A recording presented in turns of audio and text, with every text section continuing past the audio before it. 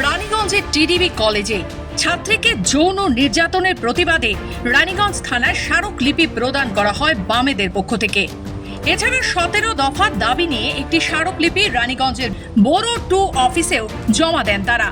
আপনারা জানেন যে রানীগঞ্জের শিক্ষা আঙিনার মধ্যে টিডিবি কলেজের আমাদের সেরা এবং অন্যতম, কিন্তু যখন সারা রাজ্য একটা তিলোত্তমার বিচারের জন্য তোলপাড় হয়ে আছে, সেই জায়গাও কিন্তু আমাদের টিডিবি কলেজ বাদ গেল না। 21 তারিখ রাত্রে যে শ্লীলতাহানির ঘটনা ওই ছাত্রীর সঙ্গে ঘটে, প্রাক্তনীরা ওখানে একটা দুষ্কৃতীদের আখড়া থাকে, তারা পয়সা নিয়ে কলেজে অ্যাডমিশনের এই কালচার আপনার 2011-র পর থেকেই শুরু হয়েছে।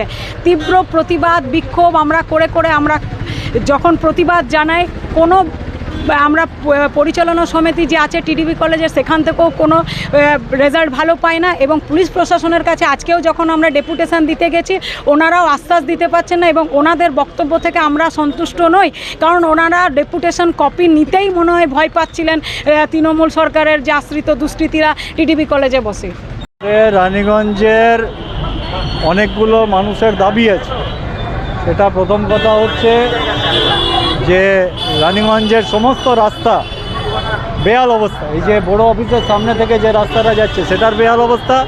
তিলক রোড, কুমোরবাজার, গির্জাপাড়া, ওদিকে আরআর রোড, তারপরে হচ্ছে তার বাংলার ওইদিকের রাস্তা, পিএন মালিয়া রাস্তা, সিয়ারসোলের রাস্তা, তারপরে যে কাটরাবুড়ি শুরু রাস্তা আছে, সেই রাস্তাগুলো সবটাই হচ্ছে বেহাল অবস্থা। যাতে শারদ উৎসবের আগেই সমস্ত রাস্তা সংস্কার হয়, আমরা সে দাবি করেছি। পাশাপাশি বিধবা ভাতা, বার্ধক্য ভাতা অনেক দিন ধরে বন্ধ আছে, বিভিন্ন তার জটিলতা রয়েছে এবং কাউন্সিলররা যেহেতু কোনো কাজ করেন না, কাউন্সিলররা অন্য কাজে ব্যস্ত থাকেন, সেই গরিব মানুষগুলো কেন পাচ্ছে না সেটা বলতে পারছিলেন না। আমরা বড় চেয়ারম্যানকে বলেছি, উনি বলেছেন যে উনি দেখবেন যাতে শারদ উৎসবের আগেই বিধবা ভাতা, বার্ধক্য ভাতা, প্রতিবন্ধী ভাতা মানুষেরা পায়। এছাড়া আমরা বলেছি উন্নয়নমূলক খাতে হচ্ছে পর্যাপ্ত অর্থ বরাদ্দ করতে হবে। সোমবার ভারতের মার্ক্সবাদী কমিউনিস্ট পার্টি এরিয়া কমিটির পক্ষ থেকে মিছিল করে এই স্মারকলিপি দেওয়া হয়। তাদের অভিযোগ, বহুদিন ধরে রানীগঞ্জের রাস্তাঘাটের বেহাল দশা রয়েছে। বহুবার বলা সত্ত্বেও টনক নড়েনি প্রশাসনের। আর সামনেই শারদীয়া উৎসব, এখনো পর্যন্ত রানীগঞ্জের রাস্তাঘাট সংরক্ষণ করা হয়নি বলে এমনই নানান প্রশ্ন উঠেছে মার্ক্সবাদী কমিউনিস্ট পার্টি এরিয়া কমিটির পক্ষ থেকে।